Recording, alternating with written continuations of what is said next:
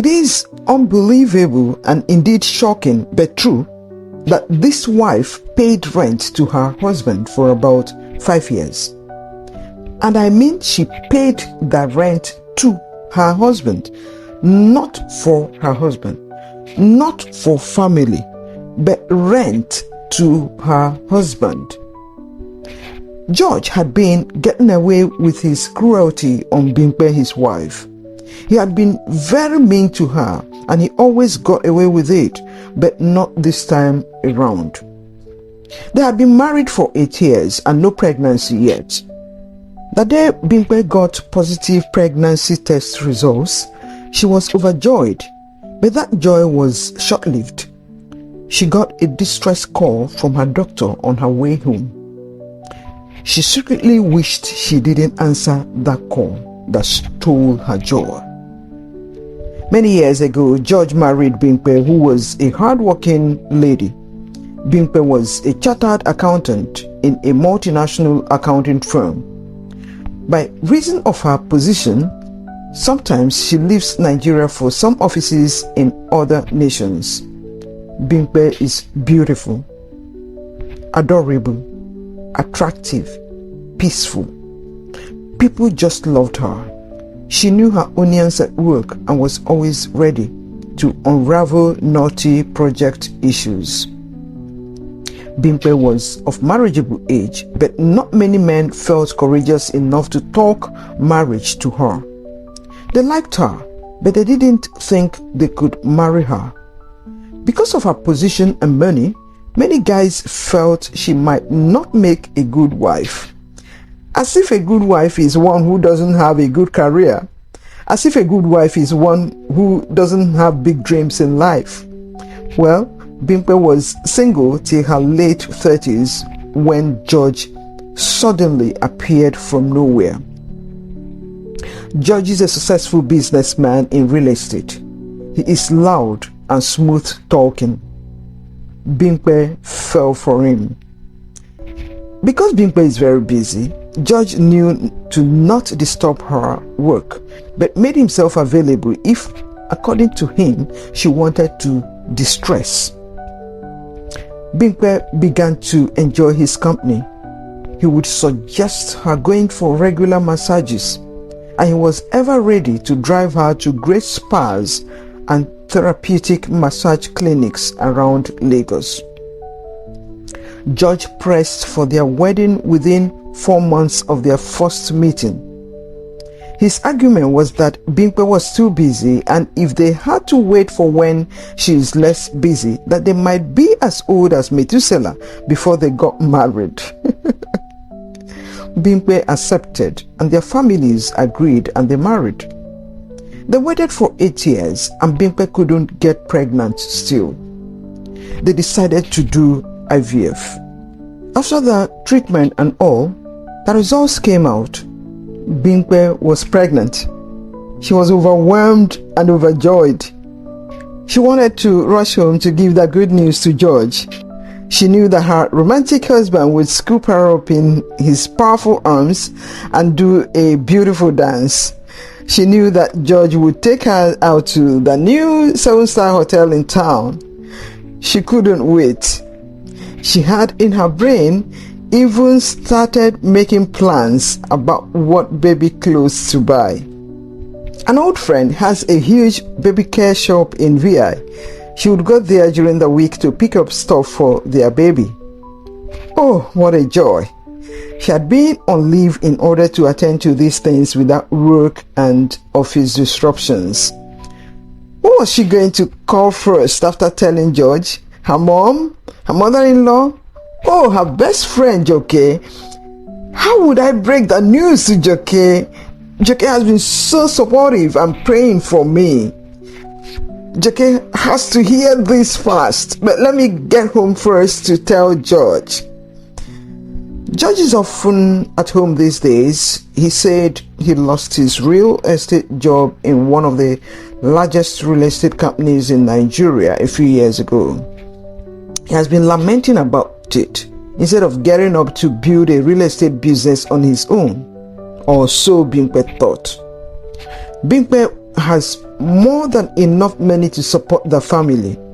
Their yearly rent was due just last month, and she transferred 5 million naira to the account the landlord gave them when they moved in after the wedding. Just before Bimpe got home, her doctor called her. Dr. Odu was frantic. She wanted Bimpe to get back to the hospital immediately. On the phone, Bimpe asked Dr. Odu, "Doc, I hope there's no problem." Dr. Odu said, "Bimpe, there's a big problem. I want you back to the clinic immediately, please. My job is at risk." Bimpe went right back to the hospital. "Yes, doctor." Dr. Odu said, "Bimpe, there's a problem. You are pregnant, all right. But the problem is that I mistakenly swapped the sperm of this big and powerful billionaire Tabrino. I mean, what you are carrying is his baby, not George's. It was a mistake. I feel so rattled because this is a very expensive mistake. It doesn't even matter who is involved or what their net worth is. And yes, Tabrino has been looking for a surrogate though, but you need to digest the information before we know what to do. If any of you is disappointed and dissatisfied, I could be fired and I could lose my license as a doctor." Bimpe said, "No, doctor, it wouldn't get to that. I feel somewhat bad, but at the same time, I feel great that there's a possibility of my being a mother after all. Doc, let me get home first and talk with my husband." Bimpe got home and she saw a lady's bag and pair of shoes lying carelessly on the floor in the sitting room. Those were not hers. So whose are they? She walked into her bedroom and saw George with her best friend Joke in their bed. Bimpe was horrified. How? The Joke, how? Bimpe let out a scream. "Joke! You? How? With my husband? In our bedroom? George, what's going on?" George said, "What's going on what? You are pursuing your career and you cannot give me babies. Joke is sweet and she's already carrying my baby." Joke said, "I don't mean to come between you and George, but George said he loves me crazy and prefers me. And yes, I am pregnant. I am carrying his baby." The world spinned in Bimpe's head. She hit Joke and George hit her. He said, "If anything happens to my baby, I will make sure you pay with your everything. Get out of my house." Bimpe said, "Your house? I've been paying for everything, including the 5 million naira rent I paid just last month." George put a wicked grin on his face and said, "You fell for it. You fell for it. I lied to you that I lost my job. The house actually belongs to me. So you have been my tenant paying me rent all these years. Who wants to be with a barren woman? Just get lost out of my house." Bimpe was in tears as both Joke and George made fun of her. Joke said, "I couldn't bear your incompetence in handling George anymore. He needed love and a baby, so I had to give both to him. He says I am his true love." Bimpe left in tears and checked into a hotel in town. She hardly slept that night. By morning, she went to see her doctor, Dr. Odu, again over the paternity of the baby in her womb. Dr. Odu sat her down and explained it all more thoroughly this time. "The mistake is mine and I am really sorry, Bimpe." Bimpe said, "Doctor, there's nothing to be sorry about. I would like to meet the Mr. Tabrino." Dr. Odu said, I am really sorry, please. Now, Mr. Tabrino has contract papers for whoever is the surrogate to sign. The contents aren't really exciting. One of his demands is that you would live with him all through the period of the pregnancy. I don't know how you intend to resolve that with your husband. Bimpe said, not to worry, doctor. I would love to meet Mr. Tabrino.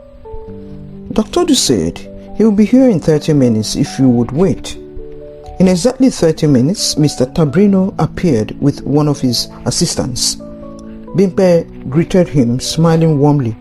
He ignored her and faced Dr. Odu.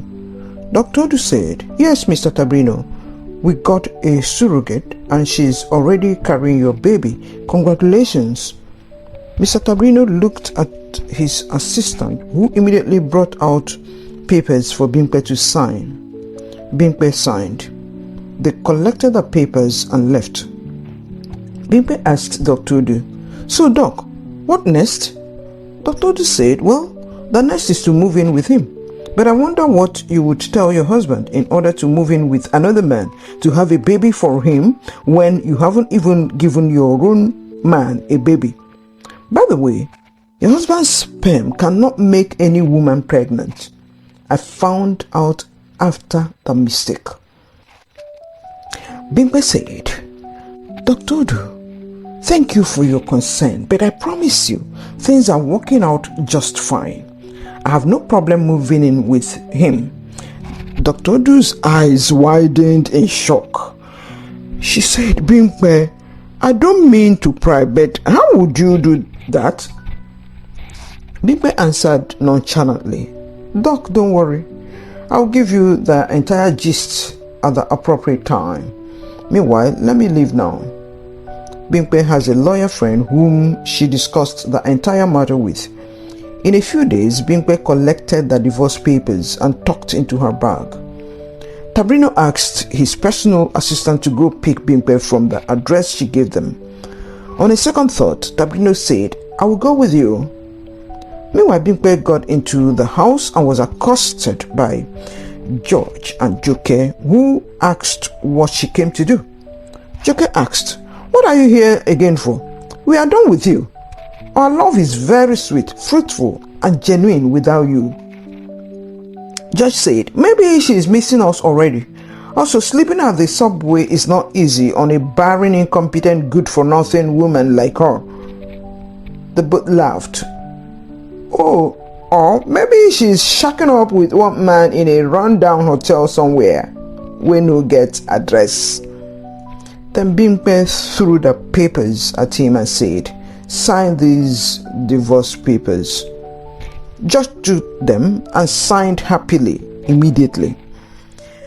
Bimpe went and picked up her bag, and as she was leaving, George offered her a wrap of 20,000 naira. She collected it and threw it at him and said, keep it to take care of your bastard baby. Joke mocked her all the way. She mocked Bimpe's childhood.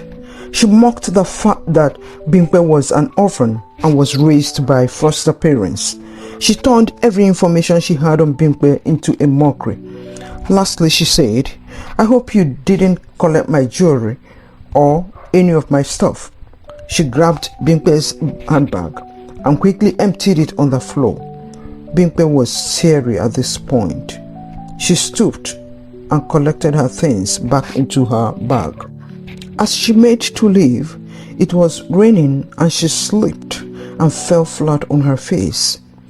Oops! And it was raining. Bimpe has issues with breathing when exposed to rain and cold. But they laughed as she struggled to get up and get herself composed. Suddenly, a man had an umbrella walking towards her in the rain. He pulled her to himself and took her with him. They were surprised and mocked even more. They didn't know who the man was. But who could it be? Who could that man be? Joke mocked. That man looks like one hungry comedian I saw on TV the other day. He's wearing finer clothes today. Bimpe got to Tabrino's mansion and was shown her room. There, she slept off after the day's hassles. By morning, Tabrino invited her to breakfast. Breakfast alone with Bimpe.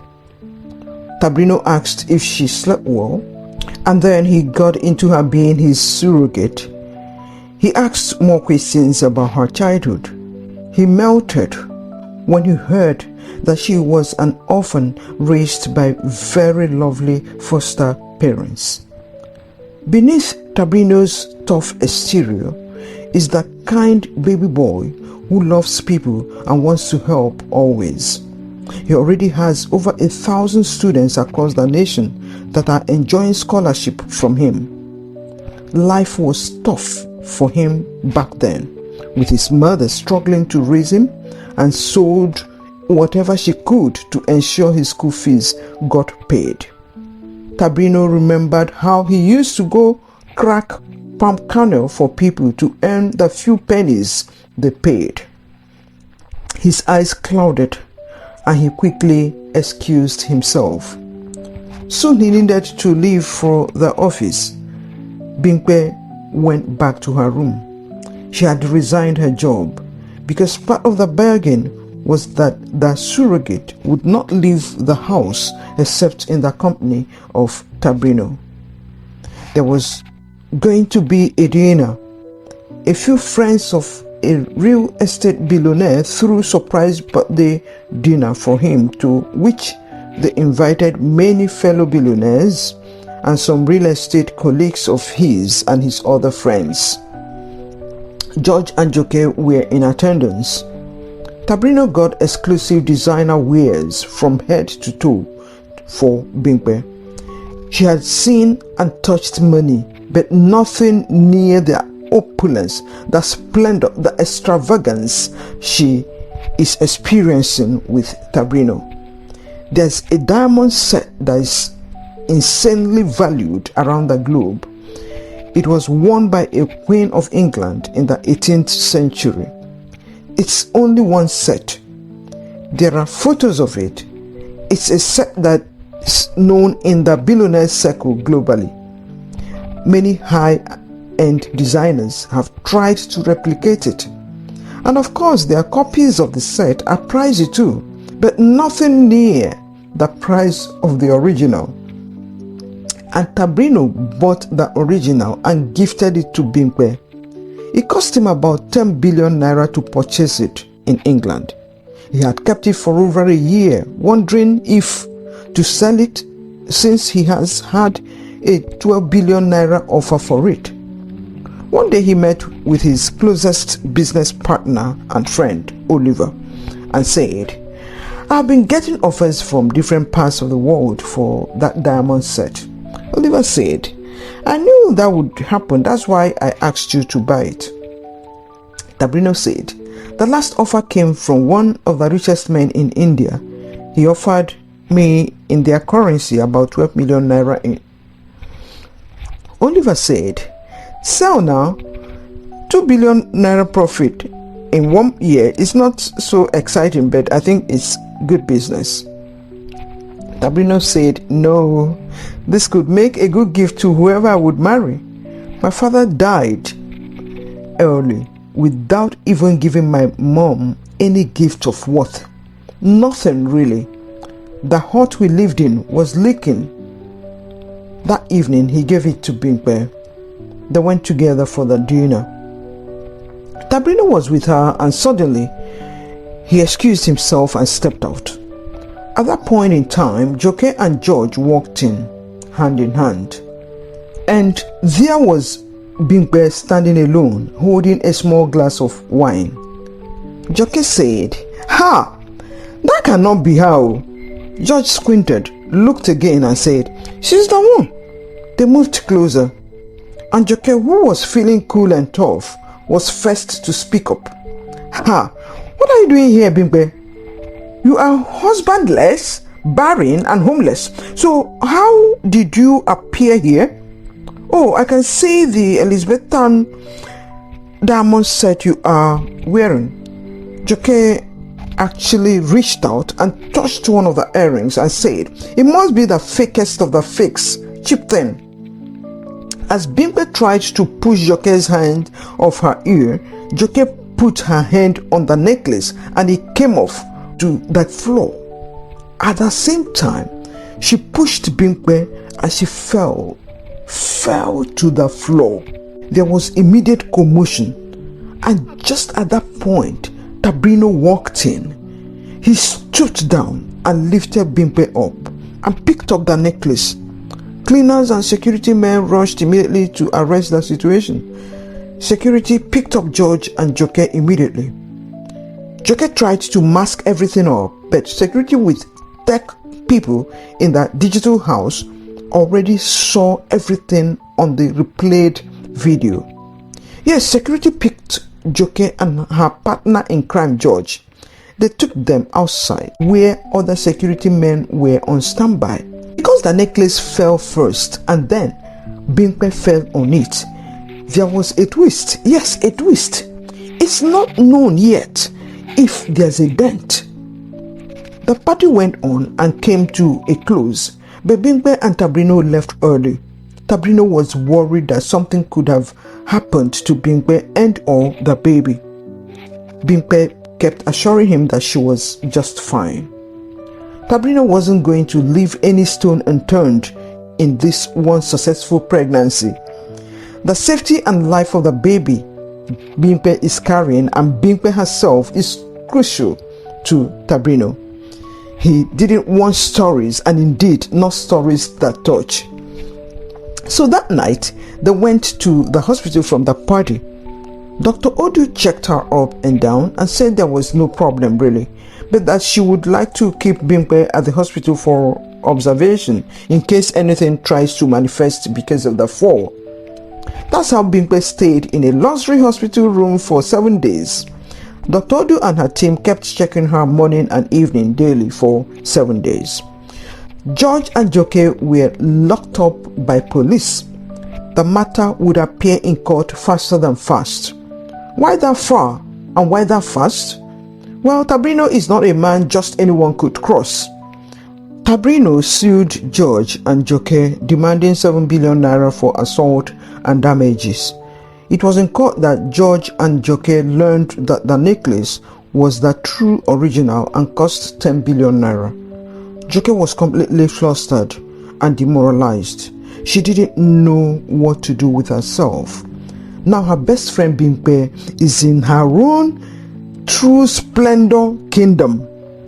Having found out who George and Joke are from Bimpe, Tabrino said he wanted them to pay. He was not going to let them off easily.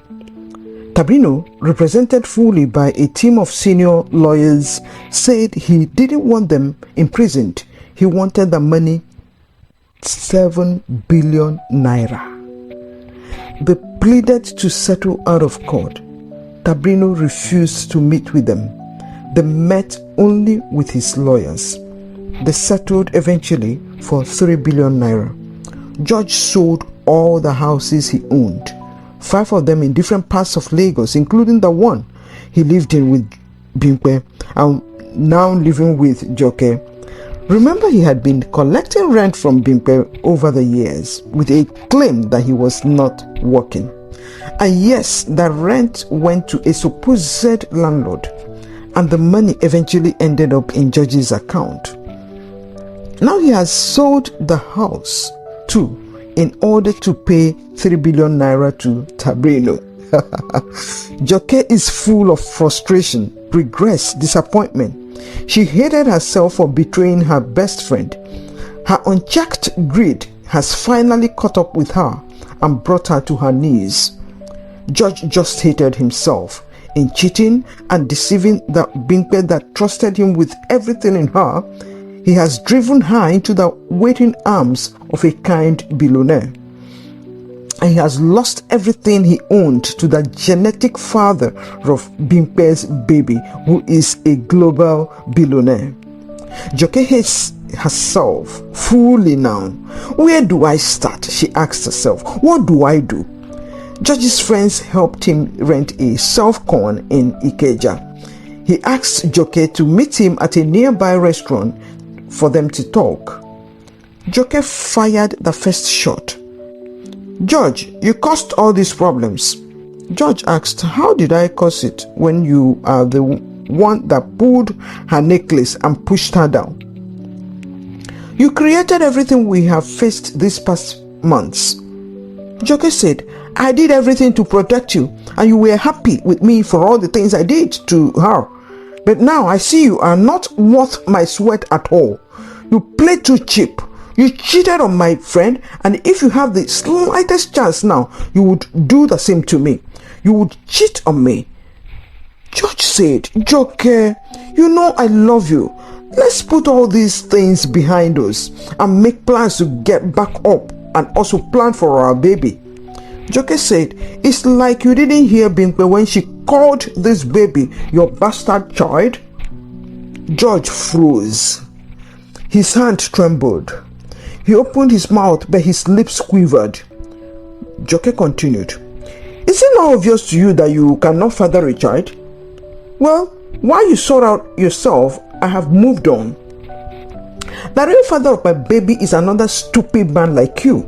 I thought you were better than him, but you are cruel. I will go back to him instead. At least he has a house, has a steady income. You don't have anything. You can't even make a woman pregnant. At least with his financial support and accommodation, the baby and I will be just fine. Goodbye." Joke got up and left George, who was in tears this time. Alone in this world, George thought to himself, alone in this world, completely alone, no money, no wife, no child. After years of hard work, what do I do now? George decided to find a job at least to have food on the table. His story has gone round, so no estate company in Lagos wants to hire him. He decided to move away completely from real estate. He got a job with a company in their admin department. He had worked there for 2 years. But this particular week, the CEO's wife would be coming and she would be putting in an hour or two weekly in the office. They prepared to receive her on that day. Bimpe walked in to address the entire workforce. George saw her and froze because he recognized her. Their eyes met, and thoughts of his cruelty flashed through Bimpe's mind in a second. In another 3 days, Bimpe was back to the office. She asked one of the managers about George, but he reported that he had not reported to work since the last she came. In about 2 weeks, it was reported that George had gone back to his village in Ogbomosho. He told an acquaintance that he wants to find out how to deal with the spell they cast on him from the village that is stopping him from making progress and making a success out of life. "My village people are seriously after me. I don't know why. If my dad did something to them, why would they take it out on me? Or is my 109-year-old dad responsible for my failures?" Femi is the father of Joke's baby, but he kicked Joke out. He said that her lifestyle was too expensive for the economic pressures he was facing. Joke is now a single mother, living from hand to mouth. She moved over to Abiola, where she works as a local government office staff and earns peanuts as salary. Tabrino has since married Bimpe and they have 2 sons. They are big business owners. They have businesses in Dubai, Canada, US, UK, South Africa, Nigeria, Egypt, Ghana, Turkey, Israel, and Singapore. One thing is sure in this life: whatever a man sows, that shall he also reap. George is blaming the harvest from his wickedness on some juju that someone did against him in his village. He blames the consequences of his betrayal and cheating on his village people. Who knows what Joke tells herself?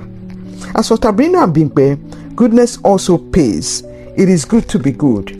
The kindness you show today is waiting in your future as a heavy, sweet harvest. They are happy and raising their sons in love and discipline. They provide their sons with a good parenting they hardly got back home. Thank you for watching. Enjoy extravagant blessings as you click the like button, share the video with friends and family. Leave your comments below and subscribe if you haven't already done so. Till our next beautiful video, remain truly amazing. Goodbye.